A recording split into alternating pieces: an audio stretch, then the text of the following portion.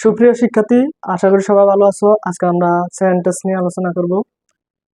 তো সেন্টেন্স শব্দের অর্থ বাক্য। সেন্টেন্স শব্দের অর্থ বাক্য।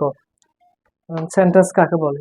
দুই বা ততোধিক শব্দ যখন পাশাপাশি বসে মনের ভাব সম্পূর্ণরূপে প্রকাশ করে তাকে সেন্টেন্স বলে।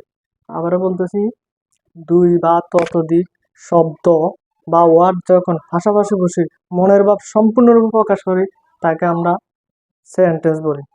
যেমন আই রিড এ বুক, আমি বই পড়ি। অর্থভেদে সেন্টেন্সকে 5 ভাগে ভাগ করা হয়েছে। অর্থভেদে সেন্টেন্সকে 5 ভাগে ভাগ করা হয়েছে। 1. Assertive sentence. 2. Interrogative sentence. 3. Imperative sentence. 4. Optative sentence. 5. Exclamatory sentence. তো অ্যাসারেটিভ সেন্টেন্স অর্থ হচ্ছে বর্ণনামূলক বাক্য। 2. Interrogative sentence. ইন্টারোগেটিভ সেন্টেন্স অর্থ প্রশ্নবোধক বাক্য। 3. Imperative sentence. ইম্পারেটিভ সেন্টেন্স আদেশ উপদেশ সূচক বাক্য। 4. অপটেটিভ সেন্টেন্স ইচ্ছা বা প্রার্থনামূলক। তারপরে এক্সক্লামেটরি সেন্টেন্স বিস্ময়সূচক বাক্য।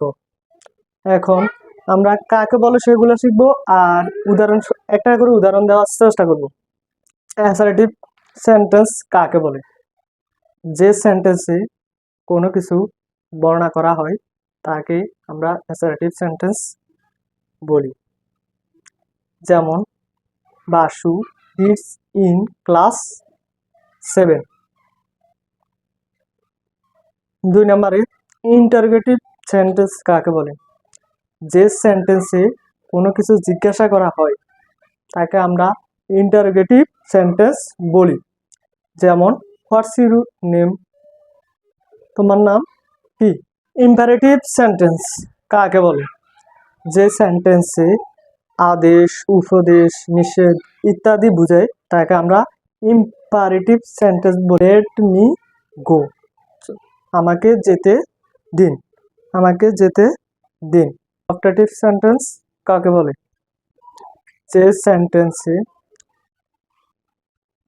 কোনো কিছুর একান্ত মনের বাসনা, কামনা, ইচ্ছা, প্রার্থনা ইত্যাদি বোঝায় তাকে আমরা অপটেটিভ সেন্টেন্স বলি।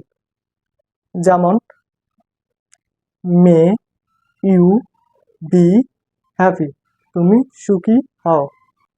তারপরে এক্সক্লামেটরি সেন্টেন্স কাকে বলে? সেন্টেন্স দ্বারা আসমিক সুখ দুঃখ ইত্যাদি বোঝায় তাকে আমরা এক্সক্লামেটরি সেন্টেন্স বলি। যেমন how beautiful the rose is, গোলাপ ফুলটি কি সুন্দর।